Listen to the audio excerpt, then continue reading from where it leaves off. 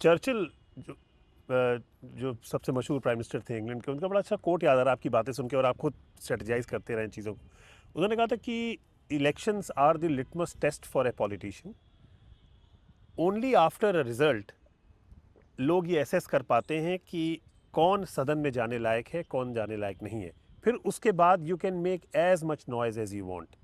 क्या प्रशांत को अब हम लोग थोड़ा सा अपसेट देख रहे हैं? क्या नहीं, हम थोड़ा सा, आपने खुद भी कहा आप इम्पेशेंट हैं। आपने आपने चर्चिल की बात कही, मुझे अच्छा लगा कि आपने चर्चिल का उदाहरण दिया कि जिस चर्चिल ने कहा कि चुनाव ही अल्टीमेट लिटमस टेस्ट है, वो चर्चिल सेकेंड वर्ल्ड वॉर जीतने में इतनी बड़ी भूमिका अदा करने के बाद भी इंग्लैंड में चुनाव हार गए। ठीक है। लेकिन जब इंग्लैंड का राजनीतिक सामाजिक इतिहास लिखा गया, तो सदी के सबसे बड़ा नेता किसको बताया गया? चर्चिल को बताया गया इंग्लैंड में। तो प्रशांत किशोर को, जन स्वराज को, इस प्रयास को, जब भी इस कालखंड का इतिहास बिहार का लिखा जाएगा, तो कोई भी ये नहीं कहेगा कि इन लोगों ने गलत किया था। लोग यही कहेंगे कि इन्होंने प्रयास किया, अच्छा प्रयास किया, मजबूत प्रयास किया, ईमानदारी शुद्धता से किया, सफलता नहीं मिली, वो ठीक बात है। आज बिहार में आप किसी भी कोने में चले जाइए, कोई ये नहीं कहेगा कि जनसुराज मतलब क्या है, कोई ये नहीं कहेगा कौन है प्रशांत किशोर। हर व्यक्ति कहेगा अच्छा वही है जो बहुत बोल रहे थे। मेरा विरोधी होगा तो कहेगा हाँ बहुत बोल रहे थे, वोट नहीं मिला, बहुत अपने को होशियार समझ रहे थे, बिहार की जनता ने औकात दिखा दिया, यही तो कहेगा। लेकिन कोई ये नहीं कहेगा कि प्रशांत किशोर ने प्रयास नहीं किया, कोई ये नहीं कहेगा कि प्रशांत किशोर ने लड़ाई नहीं लड़ी। मैं अपने भाषणों में चुनाव के रिजल्ट से पहले एक कथा हमेशा सुनाता हूँ।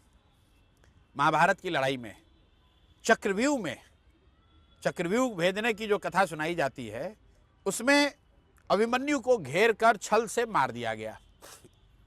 ध्यान रखिए, महाभारत की उस लड़ाई में चक्रव्यूह को भेदने के उस समय, जैसा कथाओं में बताया जाता है, भगवान श्री कृष्ण पांडवों के साथ थे।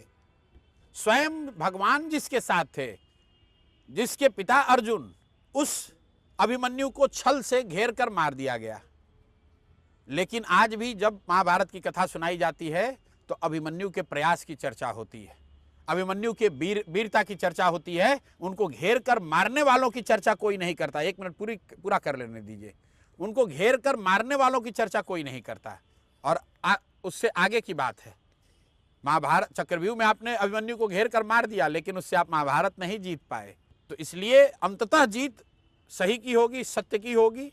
ये ठीक है, आज जनसुराज को धक्का लगा है, लेकिन हम लोग अगर इस मार्ग पर बने रहे, अगर चक्रव्यूह के बाद अर्जुन ने लड़ाई छोड़ दी होती, तो शायद महाभारत हार गए होते।